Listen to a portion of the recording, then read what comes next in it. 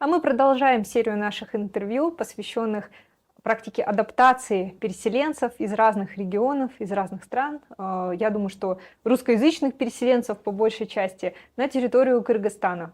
И сегодня у нас в студии Сергей Ефимов, и хотелось бы узнать поподробнее, как же Сергей здесь социализуется, да, какие у него впечатления, эмоции, немного более подробно узнать о том, чем Сергей занимается. И давайте начнем эту интересную беседу. Здравствуйте, Сергей. Здравствуйте.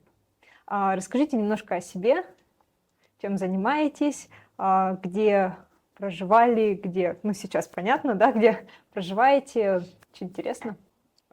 Здравствуйте. Я так называемый ученый. В последнее время, то есть до того, как я уехал из России, я жил в Москве, больше 10 лет, наверное. Вот, соответственно, я работал, учился, потом работал на физтехе и в каких-то совместных проектах, лабораториях, грантах и так далее участвовал. Вот, то есть после этого у меня пока не было какой-то постоянной работы, то есть я какие-то прежние рабочие связи поддерживаю еще, то есть и с коллегами из института, и из лабораторий также. Вот, но в данный момент я в первую очередь скорее как раз ищу какое-то новое постоянное место и занимаюсь какими-то небольшими вещами, отдельных проектов, там, заявок на гранты и фриланса. Интересно, вы упомянули физтех, а какое направление, какая отрасль? Астрофизика. Астрофизик. Довольно необычная профессия, на мой взгляд. Можете ли пояснить для нашей аудитории, чем занимается астрофизик? Ну, мы имеем, наверное, какие-то стереотипные представления, но вот интересно услышать от первого лица. Ну, последняя, опять же, задача, которой я занимался, это, если быть более точным, это небесная механика. То есть это задача про движение небесных тел, то есть планеты, планетарные системы и подобные всякие вещи. Вот. Ну, то есть, если еще более конкретно, то я занимался внешней Солнечной системой, то есть вот за там, планетами. Есть еще некоторый пояс из небольших небесных тел, так называемый пояс Койпера. То есть это, в частности, то, из-за чего Плутон в какой-то момент перестали называть планетой, потому что подобных тел нашлось довольно большое количество, то есть там сотни тысяч объектов. Вот. И я как раз занимался расчетом того, какие закономерности вот в их движении можно выявить и какие выводы о возможной эволюции самой Солнечной системы можно из этого построить. Так интересно, и мы обязательно вернемся к этому, потому что хотелось бы более подробно узнать, как вообще функционирует эта ниша, какие есть заинтересованные стороны, которые поддерживают данные фундаментальные исследования, потому что это удивительно. И я думаю, что у этого есть и какое-то практическое применение. Но сейчас вернемся к нашей теме, а это оставим на десерт. Очень интересно. Вот что касается нашего сегодняшнего разговора по поводу социализации и культуры, вот когда вы приехали сюда, что вот ваше первое впечатление, что вы подумали, да, то есть какое оно было, как вы можете вот осмыслив, да, это как-то облечь в слова, вот что было? Ну, непосредственно вот в Бишкек я перебрался из Астаны, то есть из Казахстана. И первое впечатление было, что в целом довольно похожие места. Вот, то есть разве что, наверное, в Казахстане больше местного языка, а в Кыргызстане, ну, вот, по крайней мере, если говорить про Бишкек, кажется, что русский даже больше распространен, чем местный язык. Мгм. Очень интересно. По поводу русского языка, вот многие говорят, что складывается такое впечатление, что когда приезжаешь в этот регион, Кыргызстан, да, как будто вот ничего не изменилось. Вот как будто просто приехал из одного субъекта Российской Федерации, ну, в другой, потому что, да, может быть, люди, ну, другие, этнически, да, но что касается языка, вообще никаких проблем. А что заметили вы, да, какие похожие стороны и не похожие показались вам вот такими удивительными, любопытными именно здесь? Да, ну, в целом, мне кажется, да, это похожее сравнение, что в каких-нибудь национальных республиках в России примерно похожая ситуация, то есть тоже есть какой-то местный язык, а русский более общепринятый является таким универсальным. Вот, то есть в целом, наверное, если сравнить с какой-нибудь Чувашией, то вполне себе тоже похоже. Мгм. Интересно по поводу того, как здесь обосновывались, было ли трудно или было в целом легко и не вызвало каких-то вот, ну, там, сомнений, да, или, ну, о страхах у нас кто-то как бы предпочитает говорить, кто-то нет, да, то есть мы вот когда разговариваем в сообществе с ребятами, которые тоже дают интервью, да, кто-то говорит о том, что было некомфортно, кто-то говорит о том, что было комфортно, кто-то предпочитает не высказывать свое мнение, да, вот, но что заметили вы, как именно человек, который обживается в новой среде? Вот, что на ум приходило или сейчас приходит? Ну, не знаю, возможно, опять же, это связано с деятельностью. То есть я в первую очередь... Для меня средой в первую очередь является интернет. То есть в этом плане она не то чтобы была какая-то сильно, сильно другая. То есть у меня большая часть общения, в принципе, даже не изменилась. Круг людей, с которыми я периодически общаюсь, остался тем же самым. И, соответственно, среда тоже в этом плане не поменялась. Мгм. Ну да, сейчас у нас есть возможность выстраивать коммуникацию цифровую, и получается, что бывает так, что мы даже не перекинемся словом, да, за целые сутки, кроме там каких-нибудь сотрудников супермаркета и так далее. В реальный мир, вот, допустим, какое-то время вы общались в цифровом виде, да, то есть, ну, допустим, вы уехали и какое-то время общались так, а начали ли вы потихоньку выходить в реал здесь, да, и если да, то каким был ваш опыт? То есть как-то искали ли вы друзей, думали ли вы о том, чтобы здесь вот, пообщаться с местными, как с коллегами или как действительно с друзьями, да, с единомышленниками? Очень интересно. Ну, скорее нет, чем да. Ну, то есть вот Мгм. коллега появился, Мгм. вот примерно на таком уровне общения у меня местные и есть. То есть Мгм. так в основном я общаюсь с теми же людьми, что и все время до этого. Мгм. Ну, мы говорили в одном выпуске, да, что есть такой феномен, как внутренняя иммиграция, когда человек, ну, то есть он предпочитает просто не менять контекст. И не потому, что это плохо или хорошо, да, а потому что человек такой, ну, и вот я так жил, и здесь я тоже общаюсь, но у меня вот все общение происходит в интернете. Очень интересно, и это, я бы не сказала, что это какая-то распространенная точка зрения, ну, может быть, вот для меня субъективно, да, то есть, потому что как-то вот у меня коллеги все время какие-то мостики простраивают. Но я тоже знаю, вот, в частности, моя двоюродная сестра, она, когда эмигрировала в Канаду, именно вот в таком виде, да, эмигрировала, то есть это для изучения культуры, для социологического какого-то исследования или опроса информация интересная и полезная. Вот. Расскажите, пожалуйста, по поводу того, как вы продолжили ли вы работать, да, там, где вы работаете, или вы стали задумываться о том, что, может быть, какие-то компании найти, которые тоже поддерживают нишу, в которой вы трудитесь. Это интересно, потому что мы сейчас поговорим про образование здесь, да, потому что тоже здесь такое все уникальное и интересное. И вот как обстояло дело с поиском работы у вас? И вообще искали ли вы ее? Ну, я в процессе как раз нахожусь. То есть, А, но я не целюсь на работу именно какую-то местную. То есть просто ищу какие-то подходящие вакансии в любом месте. То есть мне локация в целом не напрягает. Вот, то мгм, есть поначалу, да, у меня до недавнего времени я продолжал какие-то задачи выполнять для прежней лаборатории. В частности, я до сих пор еще веду удаленно курс в университете. Ну, то есть он осенний, соответственно, он прошлый закончился вот полгода назад, а следующий вот должен начаться, соответственно, с осенью, если все пойдет по плану. Вот, кроме этого, ну, там какие-то стахастические только есть отдельные процессы, плюс последнюю пару месяцев, наверное, я больше концентрировался на своем проекте. Я делаю некоторую вещь, которая для людей, которые учат языки, должна помогать. понятно, очень интересно. Что-нибудь знаете о секторе образования и науки здесь, в Кыргызстане? Сталкивались ли? Или, как вы сказали, что, в общем, По сути, нет. по сути, нет? Мгм. Интересно, я добавлю какой-то небольшой комментарий от себя, да, вот, потому что мы такую тему научного сообщества академического затрагиваем, и у меня есть какое-то небольшое отношение к этому, да.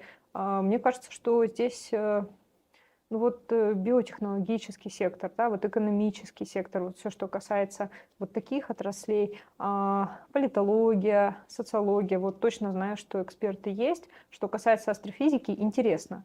Я думаю, что физика в классическом виде наверняка присутствует, а вот астрофизика. Поделитесь, пожалуйста, какие еще коллеги за рубежом, например, да, этим занимаются, потому что, ну, тема действительно такая очень обычная, интересная. Мгм. Ну вот, не знаю конкретно, Ага. опять же, про здесь каких-то ученых. Мгм. То есть на международных конференциях я встречался с парой людей из Казахстана, опять же, из Мгм. Кыргызстана, я так вот сходу не Мгм. вспомню никого. Мгм. Вот, ну то есть у меня ближние, опять же, коллеги, ну вот, по крайней мере, которые в максимально близких областях работают, это скорее Франция, Бельгия, вот М. такие страны. Мгм. Ну, я вот подумала Италия. почему-то про НАСА. Италия, да? Я НАСА? почему-то... Да, я подумала про НАСА. Ну, понятно почему. Ну, это Да, то не есть... совсем, да, это скорее инженерная вещь, Это чем... инженерная. Ага. Ну вот, видите, да, то есть дилетантский подход, он всегда как-то стереотипно, да, то есть в моем плане, я имею в виду, да, что дилетантский, что, конечно, я начинаю думать о том, что, ну вот что мы знаем про космос, да, это НАСА. Ну, они запускают миссии, научные в том числе, да, но они вот в первую очередь именно запусками занимаются, а исследования это уже какие-то другие ученые проводят. Хотя, наверное, кто из них трудоустроен, в том числе и у нас, я опять же не знаю, это американская компания, то есть это Да. у них довольно отдельное от европейского комьюнити общество, поэтому я вот с ним тоже не то чтобы так много пересекался. Мгм. Вот когда мы смотрим на цифровое общение между единомышленниками, между друзьями, да, вот интернет-общение, стираются ли границы? Ну, то есть такой вот, знаете, интуитивный ответ, да, стираются. Но когда вы общаетесь в цифровом виде, да, то есть есть ли какое-то такое понимание, что сейчас уже, по сути, границы настолько стерлись, что вот ты просто можешь общаться и вообще, ну, без разницы с какой-то страны, да, то есть и если вы вот этот вопрос, и будет еще один вопрос тоже про цифровое общение. Ну, Вот. мне кажется, да, в большой степени именно так, то есть, опять же, если, ну вот, исключая круг друзей, то Мгм. есть обучение в интернете для меня это в первую очередь различные англоязычные формы, Мгм. вот, то есть и там, в принципе, даже нельзя сказать, из какой страны человек, то есть если он пишет на английском, то это все, что про него известно. Мгм. И бывали случаи, что вот я там могу год с человеком переписываться, а потом узнаю, что он, оказывается, на русском говорит. Мгм. Ну вот, да, вы предвосхитили мой вопрос, потому что мой вопрос был на русском или на английском, да, то есть вообще на каком языке общаетесь. Здесь такой вопрос, когда выбирали Кыргызстан, когда приехали в Кыргызстан, поскольку вы общаетесь на англоязычных форумах, да, не было ли мысли, ну, я так понимаю, вы знаете английский, да, если общаетесь, вот, не было ли мысли выбрать что-то еще, какую-то еще страну или какой-то другой регион? То есть почему Кыргызстан? Всегда очень интересно. Просто потому что здесь гораздо проще с безвизовым проживанием. Ага. То есть Ну да. тут свободный порядок, по сути, заявительный. И а, не очень много других стран альтернативных есть. То есть есть вот Кыргызстан, Узбекистан, Ага. а в Казахстане можно только 3 месяца. Вот, и в других местах там обычно еще более какие-то жесткие ограничения в этом плане. Мгм. Ну, то есть либо дополнительные требования какие-то, либо ограничения по времени. Мгм. А, да, действительно согласна. Были ли здесь какие-то сложности бюрократического толка?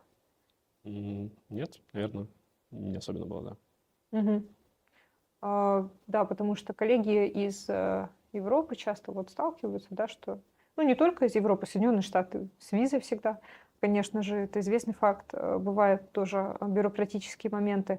Вот. Что касается проживания, вот легко ли было найти первое жилье, то есть насколько вообще, вот, ну да, цифровой контекст, да, контекст коммуникации, то есть общения, ну, он не вызвал никаких, то есть как общались, так общались. А вот эти какие-то бытовые вопросы, вот они как-то вызвали какое-то сопротивление или все вот просто гладко прошло?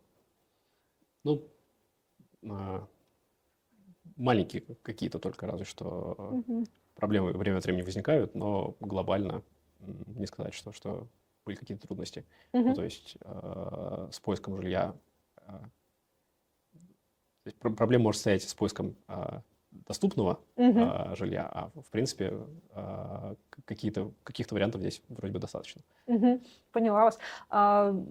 Часто мои знакомые и друзья-переселенцы сравнивают Бишкек с каким-то городом, похожим на столицу субъекта РФ. Ну, столицу, да, субъекта РФ. Например, Рязань. Или, например, Новосибирск. Говорят, что, ну, Новосибирск больше, ну, в любом случае, да, говорят, что вот Бишкек, он тоже как областной центр, да, то, что мы называем. Вы жили в Москве много лет, у меня тоже был такой опыт, и как бы вы охарактеризовали вот разницу между Москвой и Бишкеком? Есть ли какое-то впечатление об этом? Да, и потом я еще уточню тоже интересный момент один. Мгм. Ну, разница какая-то есть, хотя, наверное, сложно будет так сходу сформулировать, кроме того, что, ну, очевидно, размеры городов разные. Вот в Москве, Мгм. правда, жил, то есть тоже не в самой Москве, а в Мгм. Московской области, там Мгм. чуть-чуть за МКАДом. Мгм. Собственно, институт там располагается, город Долгопрудный. Мгм. Вот. Поняла. До Москвы, в принципе, даже не было большой необходимости часто ездить, поэтому Мгм. Ну да, Долгопрудный это, по сути, такой маленький населенный пункт, да, и как бы... ну да, ну то есть не то, чтобы даже прям отдельный населенный пункт, то есть у них как таковой границы с Москвой нет, они Ага, слились уже, по сути, в одну да. агломерацию. Вот. Но, наверное, жизнь в Долгопрудном — это не то же самое, что там где-нибудь ближе к центру Москвы. Мгм. Согласна. Что нравилось в Москве, и есть ли что-то, что напоминает вам Москву в Бишкеке? Мгм. Ну, опять же, то есть поскольку мой опыт в первую очередь связан с интернетом, Мгм. то есть в этом плане мало чего изменилось. Возможно, ну, наверное, это все отмечают, опять же, Мгм. что чуть проще в Москве с интернет-сервисами, то есть М. в плане оплаты, в частности, с банковскими всякими вещами. Вот, то есть здесь что-то развивается, но пока не на таком уровне явно. То есть, например, часто бывает, что оплата картой не проходит в каком-нибудь месте или проходит, но Мгм. потом приходится наличными доплачивать там или что-нибудь такое. Вы упоминаете общение в интернете, а пользуетесь ли вы, допустим, телеграм-чатами или какими-то сообществами в WhatsApp здесь, ну или какими-то дополнительными мессенджерами, да, чтобы узнавать последние новости, нужно ли вообще, то есть нужно ли вам вообще это, или вы вот в рамках вот этой так называемой внутренней миграции неплохо себя чувствуете, и, в общем-то, никаких потребностей инфраструктурных не возникает? Ну, чатами в Телеграме имеется в виду вот связанными с организацией местной жизни. Да, вот именно местные, потому что есть здесь женский чат, например, да, то есть вот если мне нужно узнать какую-то подробную информацию, я на него подписана, да, вот кому будет эта информация нужна, называется девичник МБ, вот, пожалуйста, то есть можно узнать, куда, например, сходить за покупками или, ну, куда лучше, да, или какую консультацию получить, или у тех, у кого есть детки, это довольно полезный ресурс. Вот, ну, вот у меня какие-то вот такие бытовые вопросы бывают, а бывают ли такие вопросы вот у вас, как у человека, общающегося в цифровой среде? Ну, вопросы возникают, да, то есть, опять же, время от времени меняются какие-нибудь правила обслуживания там банком, например, или вот Мгм. осенью прошлой меняли правила получения временной регистрации здесь. Вот, то есть я, да, поначалу пытался искать какие-то ответы в групповых чатах, но в основном там как-то не очень конструктивные вещи обсуждают, поэтому а, сошлось к тому, что я просто в интернете ищу, соответственно, либо если какие-то официальные документы есть выложены, либо просто в Гугле. Что касается, вы сказали, здесь без визы, и да, то есть мы можем здесь сколько угодно присутствовать, конечно, делаем регистрацию и все, но планируете ли вы куда-то поехать путешествовать или, допустим, там, где нужно визаранить, да, или там, где только на какой-то период вообще короткий времени, находясь уже здесь, в свободной от вот этих бюрократических нюансов стране? Ну, зависит, наверное, от того, какие будут возможности по работе. То есть, если будет возможность или необходимость куда-то релоцироваться, то вполне себе я рассматриваю такой вариант. Мгм. Вот, но без лишней необходимости, то есть, поскольку здесь нет каких-то жестких ограничений по времени пребывания, и, опять же, все, что нужно для работы, это наличие интернета. То есть, пока вот эти минимальные требования выполнены, кажется, что можно и здесь находиться. Мгм. Спасибо.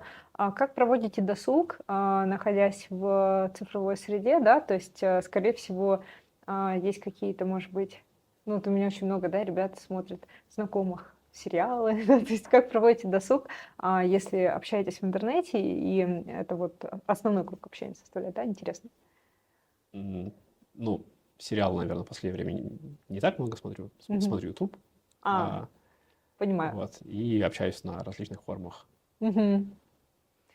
Интересно.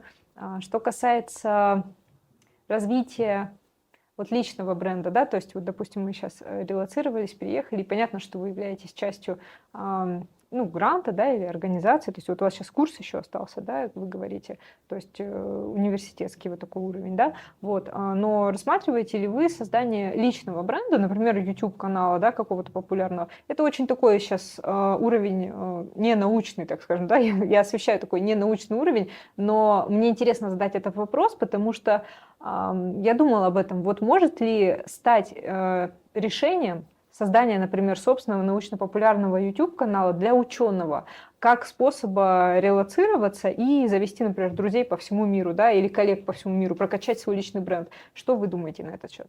Мгм. Ну, в целом у меня формально YouTube-канал даже есть какой-то. Я Мгм. там 10 лет назад его заводил ради, на самом деле, Классно. других целей, но я не обновляю его. То есть Мгм. у меня есть мысль, что время от времени, может быть, что-нибудь сделать туда, выложить, но я примерно представляю, сколько, вообще говоря, работы стоит сделать даже какое-нибудь короткое видео. Мгм. Вот, времени, к сожалению, пока на это не находится. Вот, но если в более общем смысле собственных брендов, вот я стараюсь развивать, опять же, в последнее время свою страницу на GitHub. М. Если это кто-то не знает, это примерно, грубо говоря, соцсеть для программистов. Мгм. Вот, то есть там можно выкладывать свои работы и, соответственно, как-то их обсуждать. Да, это интересно, потому что к вопросу об общении, да, мы часто вот сталкиваемся с ребятами, которые, например, приезжают, и им нужно вот действительно какое-то физическое присутствие, да, если вот, например, актеры или актрисы, нужно, конечно, ну, присутствовать в театре, поэтому они идут в реал и ищут, подыскивают работу так. А как вот общаются ученые? Мне, как ученому филологу, самой любопытно, потому что у нас, в принципе, как я вижу себе, да, при университетах есть какие-то, ну, конечно, это не комьюнити, это просто какие-то негласные договоренности, что вот есть вот этот специалист, есть вот этот, и поскольку ниша узкая, ну, примерно плюс-минус мы представляем, кто где. Но это тоже требует времени, пока ты выяснишь, а как обстоит у вас. Это вот первый такой кусочек вопроса. И второй, насколько он, вот это вот, насколько это осведомленность сейчас, да, то есть насколько вы вот делали ресерч по миру, да, то есть вообще. То есть мы говорили уже про организации, что вот там НАСА на ум приходит мне, да, но вы сказали, что это не особо относится вот к тому, чем вы занимаетесь. Но вот в вашей конкретной нише общаетесь ли вы как-то на международном уровне со специалистами с другими? Ну, в последнее время, наверное, не так часто. То есть у Мгм. меня есть некоторые знакомые, с которыми мы там время от времени, но довольно редко по почте переписываемся. Мгм. Мгм. Вот, то есть когда присылают какую-нибудь статью на ревью, например, ну, Мгм. соответственно, я общаюсь с эдитором и с авторами статьи по понятному образом. А, Даже в том числе, кстати, в комментариях на Ютубе. То есть если какое-то видео на научную тематику, там в целом можно найти какие-то конструктивные обсуждения, то есть можно в этом всегда поучаствовать. Понимаю, интересно. А, Что касается впечатлений о культуре, здесь не очень много, да, чего-то видели, но есть ли какие-то бытовые культурные особенности, допустим, там не та культура, которая музыка и видео, там, да, или еще что-то, а вот, ну, может быть, и видео, кстати, я не знаю, да, вот, но какие-то мелочи культурные, которые показались любопытными, интересными или странными, в хорошем смысле, ну, или просто странными. В смысле, Да, вот здесь, то есть, связанных с местным. ну да, то есть вы приехали, вот здесь местный контекст, ну, магазины, да, то есть вот абсолютно бытовые какие-то вещи. Магазины продуктов, магазины одежды, общественный транспорт. Вот что-то бросилось ли в глаза? Ну, скорее нет. Ну, то есть все, Скорее нет. все слишком привычно, чтобы а, чем-то выделиться. Мгм. Пробовали ли вы национальную еду здесь? Смотря что считать национальной, наверное. Мгм. Ну, вот, например, бишбармак. Нет, не пробовал. Ну, я в целом не так много ем мясных блюд, поэтому не приходилось. Мгм. Ну, здесь вот есть урумо, в общем, какие-то такие изделия из теста, да, с начинкой. Вот. Есть Ну, борсоки там, бурсоки. Бурсоки пробовали? да. Хорошо, понравилось? Так, ну, в том плане, что действительно, вот сейчас мне нравится тезис о том, что вот сейчас столько, наверное, глобализация. Вот мой опыт в Турции, когда была просто столько всего привычно, что ты даже не знаешь, за что зацепиться. Вот, но в любом случае, ну, какие-то различия есть. Хотят ли какие-то друзья и знакомые, которые общаются с вами удаленно, тоже посетить Кыргызстан? Ну, кто-то даже посещает, то есть у меня вот друг пару А, месяцев назад приезжал, мы вместе ездили вот на Иссык-Куль. классно. Да, ну то есть еще до этого другой товарищ был, с которым мы вместе снимали квартиру. Ну, то есть все как-то броуновским образом перемещаются, время от времени мы собираемся в одной точке. Мгм. А какие впечатления от Иссык-Куля А, остались? ну, красиво, с этим сложно поспорить. Мгм. Горы приходилось ли видеть когда-нибудь нечто монументальное, или это было первое впечатление? Нет, не первое. Ну, то есть, вообще говоря, я родом с Алтая, то есть в Москве я жил А, после того, как я поступил в институт. Вот, то есть в Алтае мы тоже несколько раз ходили в горы, в походы, там, в том числе на пару недель. Плюс еще я некоторое время работал в обсерватории на Кавказе, мгм. рядом с Архизом. А, Тоже не очень долго, по-моему, пару месяцев суммарно, там, за 2 года. Вот, то есть она тут тоже в горах находится, потому что, опять же, из гор лучше наблюдать за небом, поскольку уже и воздух более разреженный, и, соответственно, погода, как правило, лучше. Вот, и, соответственно, мы просто жили в горах, и все это время, то есть выйти погулять куда-нибудь, это уже поход в горы можно считать. Перейдем сейчас к блоку вопросов, связанных с научной деятельностью. Интересно узнать, какие прикладные сферы существуют у фундаментального исследования, да, то есть понятно, что, точнее здесь вот как обывателю, да, мне понятно, что ничего не понятно, и астрофизика, я думаю, что, ну, в первую очередь, вот как у меня складывается какое-то академическое впечатление, что это такая фундаментальная сфера, да, в основном грантовая, в основном это законы функционирования, да, физические законы, как я понимаю, функционирования там, наших планет, да, вот как вы сказали. Есть ли что-то прикладное, что, ну, допустим, вот популярно, да, или недавно, то есть возникло что-то, где эти законы применяются, ну, в повседневной жизни, может быть, едва ли, я думаю, но вот в бизнес-секторе, да, то есть это интересно. Ну, напрямую, может быть, нет, но Мгм. вот поскольку, опять же, это действительно, наверное, достаточно фундаментальная область, Мгм. то есть какие-то фундаментальные вещи, у них есть много различных следствий, которые применяются так или иначе во многих местах. Ну, то есть, например, опять же, вот моя тема связана с тем, связана с понятием хаоса. Мгм. То есть это понимание о том, что некоторые физические системы, даже если мы про них имеем, по сути, полную информацию, они развиваются непредсказуемым образом. Очень сильно упрощая, но грубо, если это так. Вот. А у этого, в частности, есть прикладное следствие того, что мы можем искусственно делать какие-то математические модели похожие, которые нам будут генерить какие-то последовательности, по сути, случайных чисел. То есть это используется, опять же, в компьютерах как именно генератор случайных чисел, которые, в свою очередь, применяются там для многих вещей, то есть, в частности, для криптографии, которые необходимы каждый раз, когда мы там какое-то сообщение по интернету пересылается или там оплата карты проходит, потому что вот они работают, по сути, на алгоритмах, которые М. построены вот на каких-то базовых принципах, которые берут начало из теории хаоса. Ой, интересно, интересно.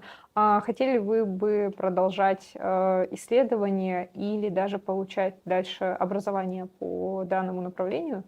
Если да, какую страну рассматриваете?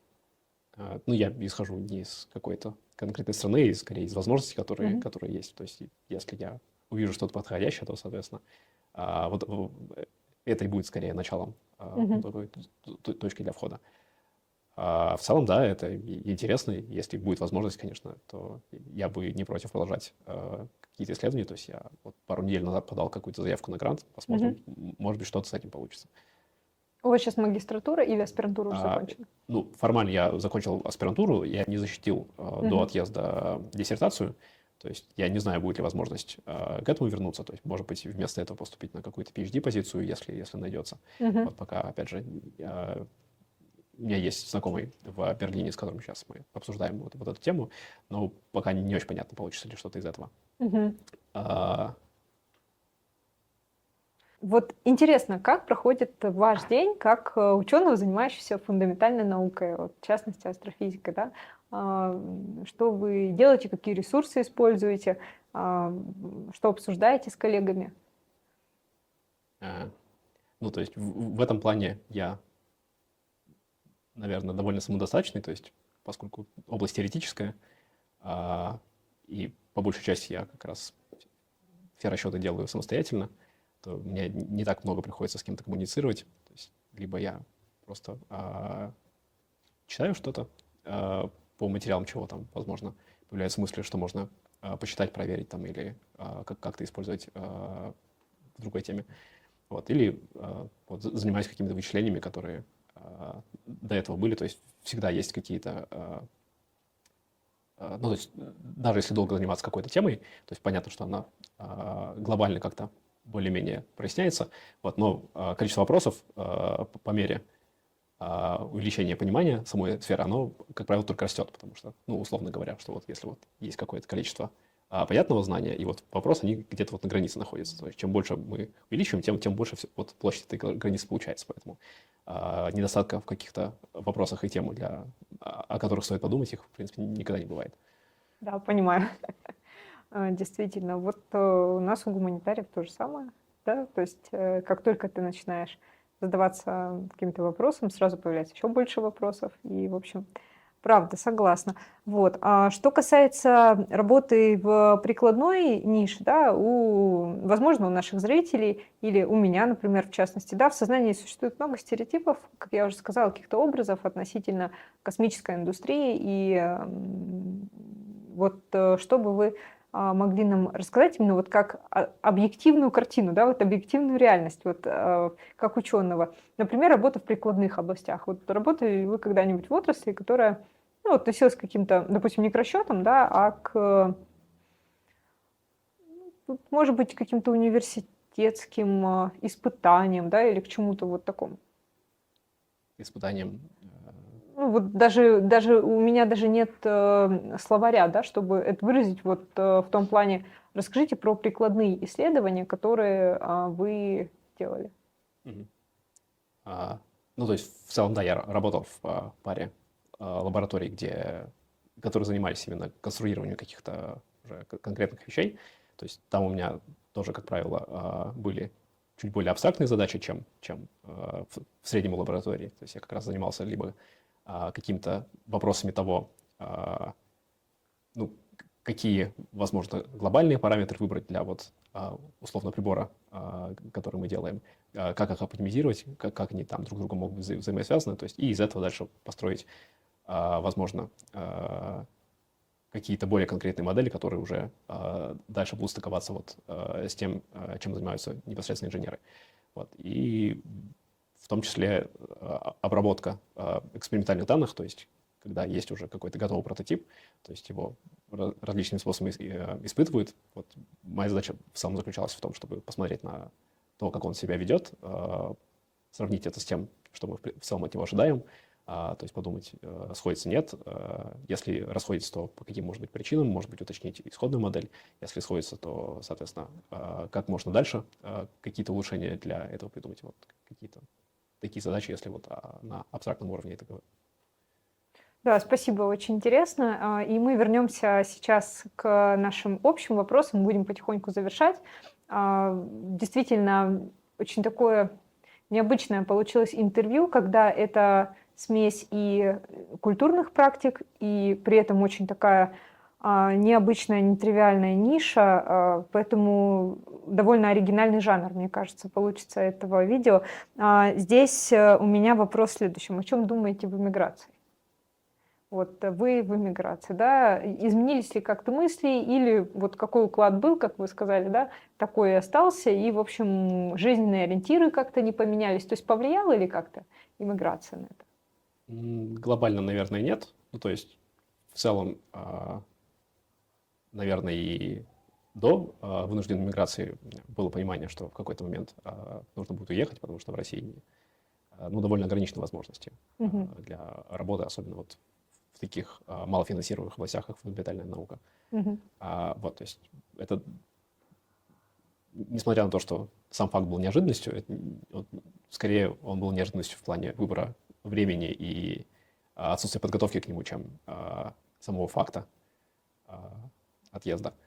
Вот, ну, соответственно, поэтому глобально планы на будущее не то чтобы поменялись, но вот конкретики всегда не хватает, и в целом стараюсь думать в первую очередь об этом, то есть каким образом а, а, построить какую-то траекторию в будущее так, чтобы это вело к чему-то разумному.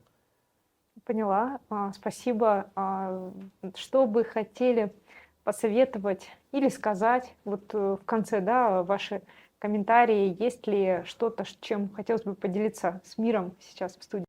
Кто, кстати, аудитория, я... Наш проект «Устная история» затрагивает область не только переселения русскоязычных россиян, да, то есть вот, жителей России, этнически русских в Кыргызстан, но также и в другие области, например, в Африку и из Африки. И зрители, которые нас смотрят, конечно, опираются часто на английские субтитры, но вот мы сейчас зададим вопрос Сергею, присутствующему в нашей студии, чтобы вы сказали именно русскому комьюнити, да, чтобы вы сказали сообществу переселенцев русских, которые вот сейчас, может быть, ищут себя. Есть ли какая-то мысль, которую бы вы хотели донести, или, может быть, просто выразить свои эмоции, или такой мысли нет? Тоже может быть. Да, наверное, нет каких-то конкретных советов. Ну, то есть, если речь идет о комьюнити именно у людей, которые уже переселились, то, возможно, у большинства опыта в этом плане гораздо больше, чем у меня. Поэтому не думаю, что я могу какой-то конструктивный вклад добавить.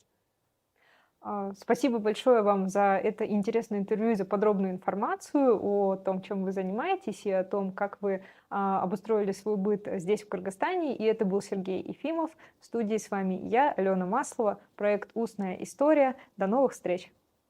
Спасибо.